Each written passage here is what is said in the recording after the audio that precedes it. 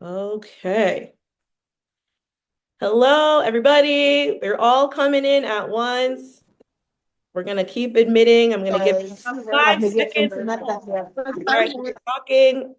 Also, thank you for muting. Hello, hello, hello, and welcome.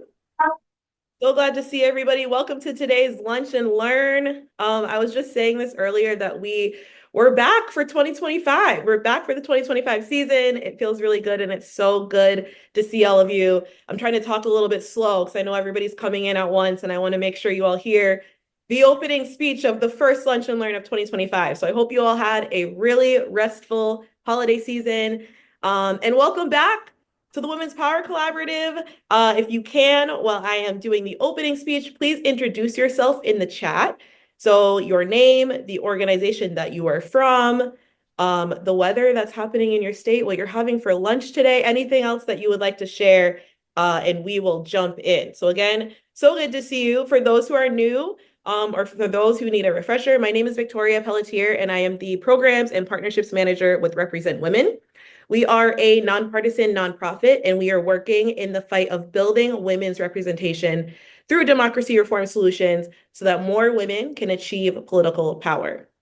One of our programs that represent women is this. So this is the Women's Power Collaborative. So this member platform is the only national platform of its kind that seeks to bring together women's representation advocates, democracy reform experts, academics, researchers, passionate supporters. We have everybody, and we all meet together at a virtual table for connection and for collaboration and for networking as we all work towards the shared goal of more women in elected and appointed seats. So in the Women's Power Collaborative, we have regular regional group meetings, we have research, we have candidate trainings from our partners, and we have regular lunch and learns like the one you're at right now. So this is our first one of the year. Membership to this platform is free, and the survey application takes less than 5 minutes. So if you haven't signed up yet, please sign up to be a member of the Women's Power Collaborative. We would love to have you. I will make sure that I put that link in the chat. And again, if you're just getting here, your name, your organization, where you're from, and anything else that you would like to share, please put that in the chat so that we can all get to know one another.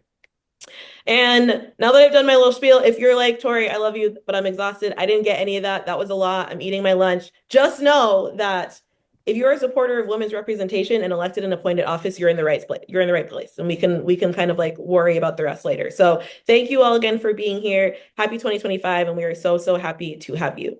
So things to keep in mind before I hand it over to our hosts is, again, the chat is on. So please engage, leave comments and questions as you like. This session is also recorded. So we will be sure to share the recording once it's available. That will also live on the Women's Power Collaborative platform. We will be together until 1 p.m. Eastern time, and we'll have some Q&A at the end as well. So any questions that you have, we'll make sure to get to those as well. And I'm looking forward to that conversation. And again, a huge thank you to VoteMama for being here for our very first Lunch and Learn of the season. We are super excited.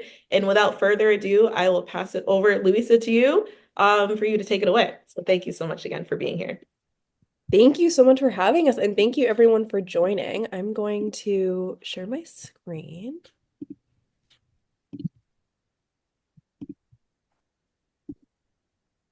Okay, can everyone see it? Can I just get a thumbs up to make sure? Okay, perfect. Thank you so much, Tori. Appreciate it. Hi, everyone. It is so good to be here. For those that I haven't met before, my name is Louisa Duggan, and I'm the Policy Director at VoteMama Foundation. I lead our campaign funds for childcare efforts to advance campaign finance reform in all 50 states to make it easier for all types of caregivers to run for office up and down the ballot across the country. I'm originally from Hawaii, but I'm now based in Washington, D.C. I'm a graduate of Brandeis University, and I hold my master's of public policy with a concentration in economic and racial equity. I started with VoteMama Foundation actually when I was a fellow in graduate school, and then was hired upon graduation, and I've been in the organization now for about 3.5 years, which is very exciting. And then I'm thrilled to be here today talking about something that I'm so passionate about, that I love doing. And before I go any further, I will turn it over to my colleague Cameron to introduce herself. Hi, everyone. My name's Cameron Toner. I'm the Programs Associate at VoteMama Foundation. I first started at VoteMama September of 2023, and that was part of a practicum that I had to complete for my master's social work degree. And then I stayed on after graduation in a fellowship position, and I'm very happy to have been hired full-time at VoteMama. Um, Sorry about just that. you good? Okay. Just after the New Year's, I got hired full-time at VoteMama, and yes, I'm happy to be here. Wonderful. Thank you all. So before we go into our advocacy work, I do want to just take a minute to talk about campaign funds, broadly speaking. I know we have some candidates on the call today, which is really exciting. But for those that have never run for office or who have never worked on a campaign, I just want to do a little campaign funds 101 for you. So when running for public office at any level of office, right, from school board to US Senate, you can use the money that you raise for your campaign on a whole host of expenses that are directly related to your campaign activity. And the most common types of campaign fund expenditures we see, kind of day to day, is lawn signs throughout your community to get your name out there, the ability to buy mailers, purchase TV ads or social media ads, really, in this day and age. But you can also use your campaign funds on a whole host of other types of expenses that most people don't know about. So in many states, you can use your campaign funds to buy a new suit or a new outfit for an event, a fundraising event, for instance. You can hire a personal driver to take you to and from campaign events. In Hawaii, for instance, you're actually allowed to buy a new car using your campaign funds. As long as you use that car to drive you to and from campaign events, you're allowed to purchase a new vehicle. And many candidates have to use their campaign funds to pay for these expenses because they've either given up their full-time job to run a full-time campaign, or they simply don't make enough money to be able to afford all of these extra expenses out of pocket. And so in many states, you can use your campaign funds on all of these types of expenditures. And what I always like to start my conversations with is what if you could also use your campaign funds to hire a babysitter so that you could canvass your neighborhood for votes? Or what if you could also use your campaign funds to hire a bodyguard to be able to walk you to and from campaign events if you've been threatened or you're worried about someone hurting you while you're out on the campaign trail? So those are some of the things that we're going to talk about today. We're going to talk about our campaign funds for childcare initiative and our campaign funds for security initiative at VoteMama. Now, a little bit about VoteMama Foundation. VoteMama Foundation was the first organization to look at caregiving status as a key demographic of office holders at both the federal and state level. Our research found that only 6.8% of members of the 118th Congress were moms with children under the age of 18. That number is slightly higher at the state legislative level. 7.9% of all state legislators in 2024 were moms with children under the age of 18. To put that into perspective, we would need to elect 763 more moms with school-age children in order to achieve proportional representation in state legislatures nationwide. And the primary barrier that we've identified that's keeping moms, dads, caregivers at large back from running for office in the first place and then sustainably staying in office once elected is the cost and accessibility of childcare. And that's something that our founder and CEO, Luba Gretchen Shirley, knows all too well. Luba actually ran for Congress back in 2018, and at the time, her kids were just 1 and 3 years old, and she had quit her full-time job to run a full-time campaign, and she couldn't afford to pay for the extra childcare expenses out of pocket because she had forgone that salary. So she petitioned the Federal Election Commission asking if she could use her campaign funds on childcare expenses directly related to campaign activity. She was told not to do it. She was told it'd be political suicide, but she quite literally could not afford to keep running for office otherwise. So she submitted her request, and to her and everyone else's surprise, the Federal Election Commission issued a unanimous bipartisan approval that set the precedent for all federal candidates to be able to use their campaign funds on childcare expenses directly related to campaign activity. Since her ruling in 2018, we've seen over $1 million spent on caregiving expenses at both the state and federal level by moms, dads, Democrats, and Republicans. A majority of the federal funds, so funds spent by federal candidates, were spent by women, and 46% of federal funds were spent by candidates of color. Very recently, in the latter half of 2024, the Federal Election Commission actually expanded this allowance to cover broader dependent care expenses. So now federal candidates are able to use their campaign funds on dependent care expenses directly related to campaign activity. This includes childcare. It also includes care for an adult child with the disability that the candidate is the primary caregiver of, as well as caregiving for a parent or grandparent that the candidate is the primary caregiver of at the time of running for office. And while this is wonderful that it's allowed for all federal candidates, we actually have to go state by state to give state and local candidates that very same allowance. And that's the work that I lead at VoteMama Foundation. VoteMama Foundation is the only organization working to expand and codify that very same 2018 FEC ruling in all 50 states. To date, I'm thrilled to share with you that we've gotten campaign funds for childcare approved in 39 states and the District of Columbia thus far. That is 75% of the entire country. Approvals, differ from state to state of what is authorized, but broadly speaking, campaign funds for childcare is approved in 39 states. We have seen authorizations in states like Arkansas, West Virginia, Montana, as well as states like Washington, California, and New York, which just goes to show that CFCC is really truly a bipartisan initiative that's needed by moms and dads alike across the political spectrum, up and down the ballot across the country. And in states where campaign funds for childcare is allowed, candidates in these states are allowed to use their campaign funds on any childcare expenditure that's directly related to their campaign activity, and they report that expenditure on their campaign finance disclosure reports. Each state has different rules and regulations regarding campaign disclosure, of how often those reports are due, what information is needed, how much detail you have to put in there. But broadly speaking, campaign funds for childcare is a reportable expenditure that candidates have to report on their campaign finance reports at both the state, local, and federal level.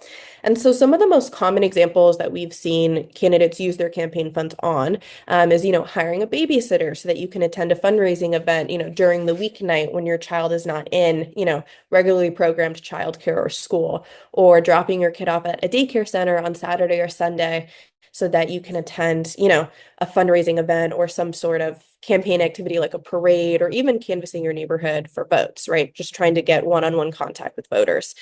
And I think it's really important to note that the infrastructure for reporting and monitoring campaign funds for childcare already exists. We already have that built-in mechanism for transparency and reporting in all 50 states and the District of Columbia, as well as at the federal level.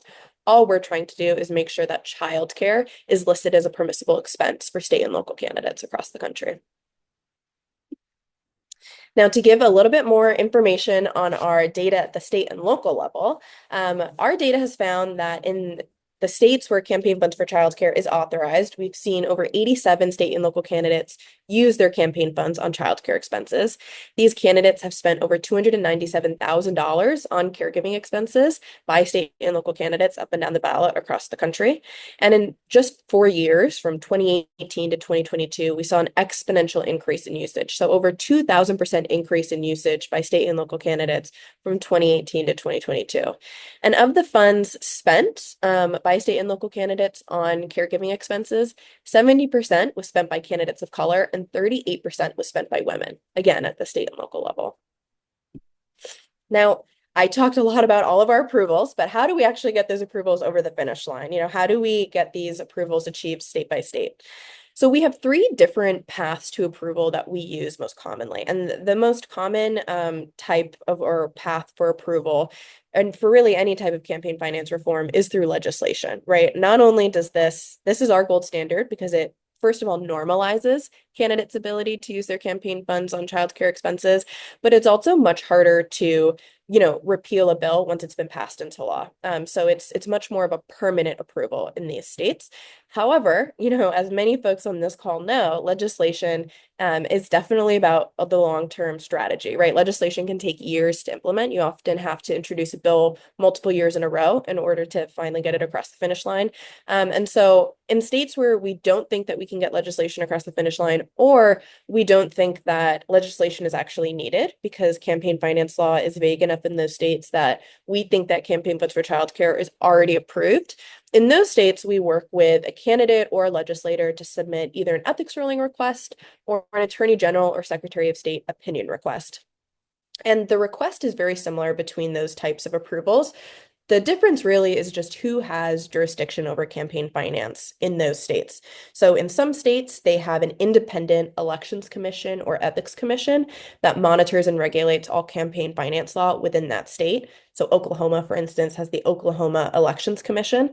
So we would work with a candidate or legislator to submit an advisory opinion request or an ethics ruling request to that independent body. In other states, the campaign finance rules and regulation and monitoring falls within the purview of the Attorney General or the Secretary of State. So it really just depends on who has jurisdiction over campaign finance in each state. And we work with the candidate or legislator in those instances to identify who is the right person to be submitting the request to. But the request looks very similar, depending on who you're submitting that request to. Now, I know we were just talking about how it's January already. It's very early into 2025. I know a lot of legislative sessions haven't started yet. Nevada, for instance, their legislative session starts next week. The Florida legislative session doesn't start until March, early March. But our legislative priorities, as of now for the 2025 legislative cycle, are Florida, Maine, Nevada, Ohio, and Virginia. Our bill in Virginia has already been making its way through the legislature, which is very exciting. But if anyone on this call is located in these states, is on the ground in these states, or knows of someone in these states who would be interested in supporting our Campaign Funds for Childcare initiative, please let me know. Please, drop their name or email in the chat. Please email me one-on-one, whatever works for you. We'd love to get as many supporters on the ground in these states as possible. And then if anyone knows of any candidate running for office in either Mississippi or Iowa that could use their campaign funds on childcare expenses, please also connect them with us. We're more than happy to work with them to submit an advisory opinion request or an Attorney General, Secretary of State opinion request. And for those types of requests, it can be a mom, dad, Democrat, Republican. It can be any parent running for office or any type of caregiver running for office who needs to be able to use their campaign funds on childcare expenses. And we will work with them to submit the request to the appropriate body. Wonderful. And now I will turn it over to my colleague Cameron to talk about our new advocacy endeavor, Campaign Funds for Security. Great, thank you so much. So as Louisa just mentioned, our strategy for campaign funds for childcare for the state and local levels has proven to be successful. We received bipartisan support on legislation and authorizations from all over the country. Also, the data that we have compiled at VoteMama Foundation has shown that CFCC's very effective solution for increasing the representation of women, mothers, and working class families. So now we can replicate the strategy that we've used for campaign funds for childcare on different types of campaign finance reform. So currently, our new advocacy campaign is Campaign Funds for Security, and this would allow state and local candidates to use campaign funds on security expenses directly relating to campaign activities. We are very excited to be replicating this model for campaign funds for security so that no parent has to worry about their family's safety while on the campaign trail. As some of you may know, entering the political arena, it should never come at the expense of a candidate's physical, emotional, or mental well-being. But unfortunately, women, and especially women of color, experience harassment, threats, and abuse while campaigning, and it can take a toll on their mental health, and it could even drive them out of politics altogether. In January 2024, the Brennan Center for Justice released a report titled Intimidation of State and Local Office Holders. This report studied the patterns of abuse and violence experienced by state and local candidates from across the country. And it found that women were 3 to 4 times as likely as men to experience abuse targeting their gender. Office holders of color were more than 3 times as likely as white office holders to experience abuse targeting their race. Larger shares of women and people of color serving in local elected offices experienced abuse relating to their families, including children, than did other office holders. And women serving in state legislatures were nearly 4 times as likely as men to experience abuse of a sexual nature. So just like campaign funds for childcare, federal candidates are already allowed to use their campaign funds on security expenses that are directly related to campaign activities. And they're definitely taking advantage of this allowance. In 2023 alone, there were 982 transactions made for personal security, and this is by congressional and also presidential candidates. This is an overview from the Federal Election Commission on the types of security expenses that candidates are allowed to use campaign funds for.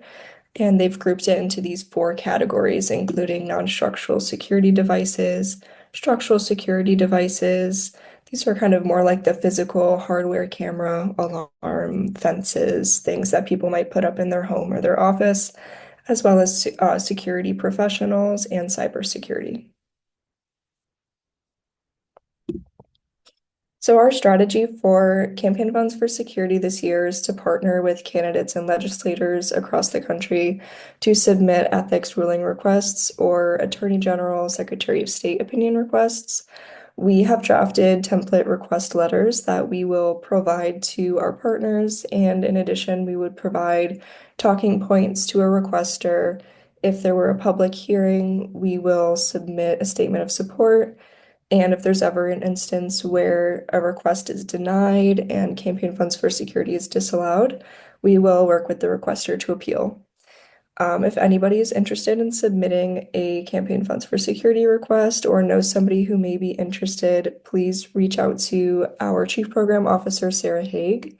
Her email is here on the slide, and I'll also drop it in the chat.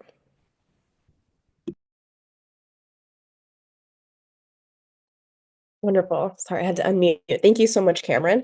To learn more about our advocacy efforts, please look at our website, votemamafoundation.org. You can also contact us individually to learn more about our efforts, or if you're interested in a particular state. We're also on LinkedIn if you want to follow our day-to-day updates.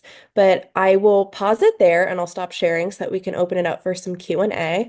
Thank you all so much again for having us. It was wonderful to speak with you today about our advocacy work, and excited to get to work this legislative year. So I'll stop sharing and definitely would love to hear if anyone has any questions.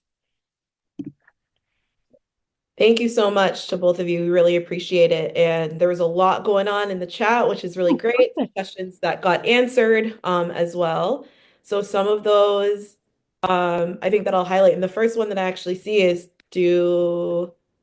oh, it already got answered by Sarah. Do any states have CFS in place yet? And said yes to differing degrees and scope. So I don't know, Louisa, if there's anything additional you wanted to add on that.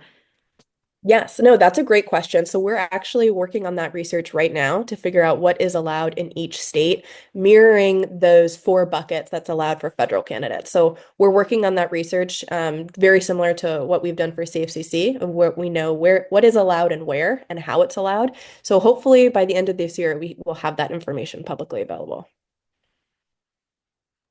But that's a great question. That's a good one to start off with. Perfect. Thank you. And I know there was a note on excited, looking forward to, I can't read the rest of that. Hold on. Oh, would love to see that research when you have it completed. So Yes. that's great, Rebecca. Thank you. And then a question from Victoria: do the states who allow for caregiving and or security expenses apply to all municipalities and counties for local elections? Is it different on this state by state? That's a great question.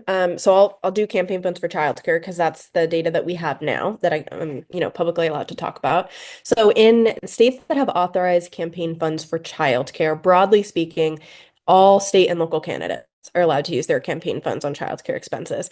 There are a couple kind of anomalies to that. One is New York, and actually the New York City Council passed its own law allowing city council candidates to also use their campaign funds on caregiving expenses. The other state that's slightly different is the state of South Carolina. Right now in South Carolina, only candidates running for the state house are allowed to use their campaign funds on childcare expenses, but not other candidates. So even a candidate running for state senate is not allowed to use their campaign funds yet on childcare expenses. But we're working on that. But that's a great question. Follow-up question. This is super helpful. Is there, I see that on your website, there's like the state by state map. Is there anywhere that has more of the details? If we work with candidates in all 50 states. So if I, for them to say, oh, I'm in Connecticut, and so this is what it looks like in my state without like obviously reading the bill, more of the practical guidance of what you can do, what you can't do. Just curious if you have a resource like that. So if you keep scrolling down on that page, and I can drop the link in the chat for everyone to see, but we have kind of what's allowed within each state. So are candidates allowed to use their campaign funds on childcare, or is it broader dependent care? Does it allow candidates and office holders to use their campaign funds on childcare, or is it only candidates running for office? And then the mechanism for authorization, whether it was a bill or an advisory opinion or an AG or Secretary of State opinion. If there's more detail needed for individual states, please let me know and I can put together a little summary of what's authorized and, what we would recommend how to use in those states. Yeah, maybe I'll email you because this would be a great Sure. resource just to provide candidates. Like, I think at the high level, they'll go, oh, great, I can do this in my Yeah. state. And then they're going to be like, wait, so what are the restrictions? What Yeah. are the details so that when they're doing their filings, they're following it correctly, so. Completely, completely. And we put on these great little webinars. So if you want to host us, to talk to your candidates directly and give a very similar presentation, we can definitely do that. And we can definitely kind of, curtail the presentation to end on, and this is how you utilize it, this is how you file it, this is what we recommend. So that's always an option as well. Great. Thank And you. I'm just through the chat. Yeah, of course. Oh yeah, go ahead. Also, I wanted to say you can also put your hand up. You don't have to put the questions in the chat as well. So feel free to, if you have a specific question or want to get into some more detail, also raise your hand. So I'm going to actually go to Sarah, who has your hand up. Go ahead. Hey, thanks for this presentation. It's really exciting and interesting. I live in Colorado. I'm with Mountain Mamas. And this is a little bit off topic, but I am curious if you all have this on your radar. My member of Congress just had a baby in the last 7 days, and she has been asking to be able to vote by proxy from home while she cares for her newborn.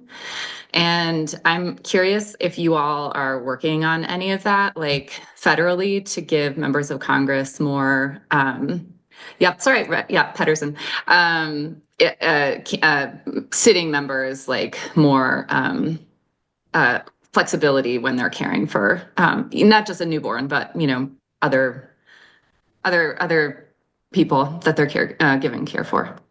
No, absolutely. Yes, we love Brittany. Brittany Patterson, for those that don't know, is a congresswoman from Colorado who introduced a bipartisan resolution with other caregivers serving in Congress to allow federal office holders to proxy vote, I think up to 6 or 8 weeks after the birth of a child. Sarah, did I have those numbers correct? I don't know. I don't know that level of detail, but Oh. yeah, so you probably know a little bit more than I do. Oh, I'm sorry. No, Different that's Sarah. okay. Different Sarah. We have a lot of Sarahs. Sarah There's Haig. always more than one of us.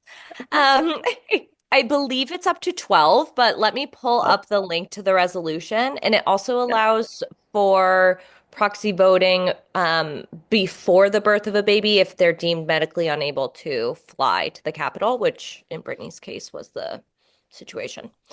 I'll get that and put in the chat. Perfect. Thank you, Sarah. No, yes, we very supportive of this resolution. And we have started to do the work to figure out what is allowed at the state level in those instances. And are definitely trying to be as supportive as possible for all types of caregivers once they're serving in office, right? Not just running for office. And part of our Campaign Funds for Childcare initiative is extending it to legislators or to carrying out official duties so that once you're serving in office, you'd also be able to use your campaign funds to pay for caregiving expenses directly related to carrying out official duties. So let's say you're, at the state house and you're going into a late night vote, right? In many cases, especially during lame duck, legislators are required to stay at the Capitol well into the middle of the night, if not for days on end, to try to, figure out all the bills before the end of the year.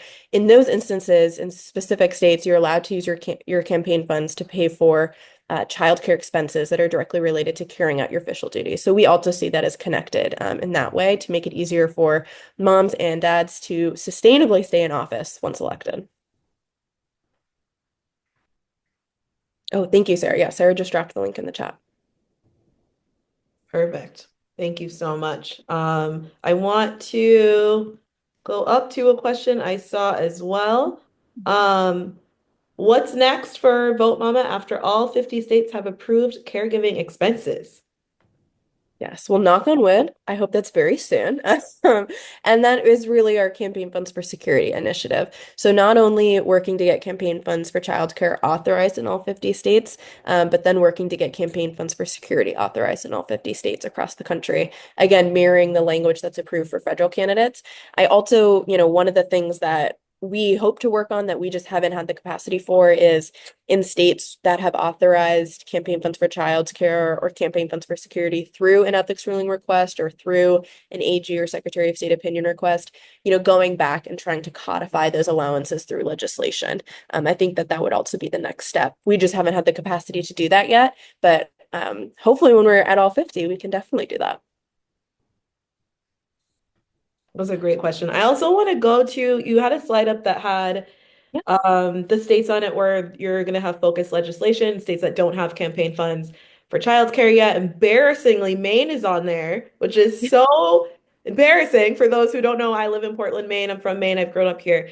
And what's really interesting, I think, too, is like for gender parity, we do really well in Maine. We are always really high on the gender parity index, but we don't have, so you would think that would be like an obvious approval of campaign funds for childcare. So it's so interesting that we do have great representation here for women in office, but still don't have campaign funds for childcare. And so I think it's a great kind of like balancing conversation of just because we have this representation doesn't mean that like we have everything. And there are still a lot of initiatives and legislation that we need to work on. So I was curious, and people can put this in the chat too, but I know Florida was on there. I know Nevada was on there, Ohio and Virginia. So one, I'm curious if we have anyone here living in any of those states, if you're involved in any on the ground advocacy, if you're in this conversation on campaign funds for childcare or know others who are. And then Louisa, just thinking about for those who are in those states right now and are going to get off this call, like what a great first step would be for them into really furthering this conversation along, especially those individuals who aren't working in like a space of democracy reform or women's representation, but still want to be actively involved. Yeah. Well, just to first hit on Maine, actually. So in Maine, this was very interesting, is that traditionally financed candidates are allowed to use their campaign funds on childcare expenses. It is folks participating in the Clean Elections program in Maine are not allowed to use their campaign funds on childcare expenses.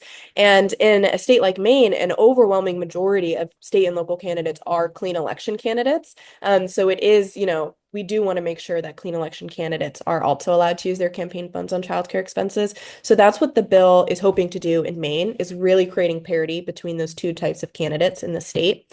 And the legislation in Maine will include that broader dependent care as well, not just childcare, which is wonderful. This is our first time working in Maine, our first legislative session, which is really exciting. So it hasn't been because we haven't wanted to. And we're working with Representative Kirsten Cloutier as well as with folks, organizations on the ground. She has for those that don't know, Representative Cloutier helped pass paid family medical leave in Maine last year. So she has a great coalition of organizations that she's already worked with. So for those interested in Maine or in some of the other states that we listed out, please email me directly, and I can get you plugged into our coalitional work on the ground in those states. And I can provide testimony templates, that sort of thing, so that we can make sure that you're staying engaged throughout the movement of the bill. But that's a great question. Thank you for that. Also, yeah, we'll have to chat and see how I can be helpful of like getting you moving along on that, getting you connected with some of the women I know who are doing really great work in the legislature. So thank you for that. That was really helpful. Yeah, of course. Thank you for the question. And I'm just making sure I don't miss anything in the chat. So if I have, please let me know. But I kind of want to move us into like the campaign funds for security conversation as well. I think this is such a big and important form of legislation. And I think for when I think about it, I always think like personally, which I'll share with people who don't know, I was in public office. I actually just recently am no longer. My term ended in December, but here in Portland, I was the second Black woman that my city's ever elected and the youngest member and very outspoken and very loud about the things that I believed in. And so because of that, myself and other women of color were often the target of pretty violent harassment regularly. And we did not have an option. And no women I know and women of color here, we don't have options to use campaign funds for childcare. And so a lot of the things that we had to do to protect ourselves came out of our own pocket. That wasn't something that the city provided either. So a colleague and a friend of mine had to purchase a security system from money out of her own pocket because she had children and she was being threatened and she was concerned about her children. Any type of support to and from meetings, any type of protection, it had to be funded by us. And also we weren't paid. So it was like this whole horrible cycle of trying to protect ourselves in office, but also not being paid. And so I guess I'm wondering how how are people receiving that conversation about campaign funds for childcare, like the individuals you're talking to on the ground, women of color and women in office who have been impacted, because I'm so excited for this to take off. And I think that there's also a lot of um, it takes a lot of courage to kind of speak out about the impacts that you've had as a woman in office because like we're so excited to get in there that we also don't want to say like, but also all these terrible things have happened. We don't want that attention. We want the attention on the policy. So I'm curious, I guess, how those conversations are going and would love to hear from members here what your thoughts are on campaign funds for childcare and campaign funds for security and how we can kind of broaden that conversation and really help move that along. No, that's a great question, and thank you for sharing your experience, Tori. I know we've talked about it before, and this is something that we've heard from candidates and from legislators, up and down the ballot across the country, that this is something that they very desperately need. And in most cases, you need to be able to use your campaign funds on security expenses right away, right? Versus submitting an ethics ruling request and waiting to get the approval or waiting to hear back. In some states, that can take months, if not, close to a year. When we submitted our campaign funds for childcare requests in Oklahoma, for instance, that took a year for them to process and come back with us with an approval that you can use your campaign funds on childcare. Security is very different. It's very needed immediately to protect individual safety as well as family safety, right? We've seen that especially with women. A lot of the threats of violence targets not only them, but includes their children. We've seen women have to be separated from their children in order to carry out their duties as an official office holder because of the threats that are being made against their children. So the response that we've gotten, is that this is needed and that this was needed a long time ago and that we need to be working on it very quickly, in as many states as possible. And that's why we're pursuing the ethics ruling request route because we think that that's, the quickest way we can get approvals in as many states as possible and make it clear what's already allowed. I know in some states there are some candidates or legislators who have used campaign funds on security expenses in some instances, but we really want to try to replicate the model that's being done at the federal level and include those four buckets that Cameron talked about, right? Structural, non-structural, security, personnel, which is bodyguards, as well as cyber security, because we've seen a huge increase in cyber attacks and targeting campaigns as well. So I'm hopeful that we can get authorizations, started this year because it's definitely something that's needed. And Thank I you. know, oh, no, go ahead. I know we have one legislator on the call. I see Julie Von Hafen from North Carolina. Hi, Julie. I don't want to put you on the spot, but Julie was who we worked with in North Carolina to get campaign funds for dependent care approved through an ethics ruling as well. So excited to see you, Julie. Thank you for being here. Hi, sorry, I'm driving, so I'm not gonna go on camera, but I just wanted to, yeah, give you guys a shout out because we did get it in North Carolina through an ethics ruling. We're not in a situation here in our legislature right now. I feel like that we could get it passed legislatively, but we did it through that ethics ruling, and it's great. And so I'm actually going to follow up with you on the securities part and see what we can do here in our state. I actually don't know what the current law is here under our campaign finance. So I'll be in touch. That sounds great, Julie. We'll send over a template request. Thank you so much. Any other questions? Doesn't have to be a specific question too. It can be a comment, some additional feedback. I want to make sure that we get your questions answered as much as possible. And do you mind sharing your email to follow up? So that would also be helpful, Louisa and Cameron. Dropping that in the chat right now.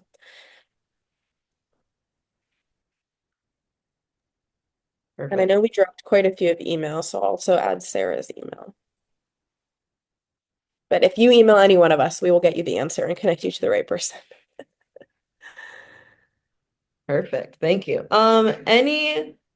Any final words from the Vote Mama team as well? This has been really incredible. This has been so informative. So I want to make sure that also I give you some time if you have any immediate things you would like to share coming up in the next 30 days, or just some empowering words of wisdom before we say farewell if there are no other questions. That's a lot of pressure, words of wisdom. I will just say thank you all again for having us host the first Lunch and Learn. We are so privileged to be part of the Women's Power Collaborative and to be partners with Represent Women, who are doing such amazing work across the country. So thank you so much, Represent Women, for having us. Thank you all for joining us today. And yes, please feel free to reach out if you have any questions, you want to learn more. I have the privilege of being able to do a job that I love every single day, that helps women and moms be able to run for office. So there's no stupid question. Please reach out. We would love to work with any one of you on any of these policy initiatives. So yeah, thank you again so much. It was an honor to meet you all virtually, and hopefully we'll be in touch soon, and we'll see you at the next Lunch and Learn. Thank you so much. Also seeing somebody sign up for the Vote Mama newsletter. We love to see it. Okay, I'm gonna close this out. Don't leave yet. I got some important stuff to say. You're gonna want to hear it. So if you have just 2 minutes, I'm gonna do my little closing spiel. So first of all, thank you so much, Louisa and Cameron and Sarah, the Vote Mama team, for your work, for your partnership, for being willing to kick off our first Lunch and Learn of the season. We're really appreciative of the work you do. We love being partners with you. So thank you so much for taking the time. We know how busy you are. We appreciate you engaging with us today. And a huge thank you to Leadership Circle members. I also see that we're attending. Leadership Circle members of the Women's Power Collaborative were here with us. I saw Arnisha, I saw Ryan, Sarah's here. So thank you so much for joining us. And as a reminder, for the Women's Power Collaborative, we're always taking new members. We would love to have you join us if you haven't yet, and be part of the fight towards building women's political power and women's representation. So please complete our brief application, which is now in the chat. And we would love to hear from you. You'll get access to our regional group meetings, which are smaller and more frequent discussions, just like this, of how we can work together towards democracy reform and representation.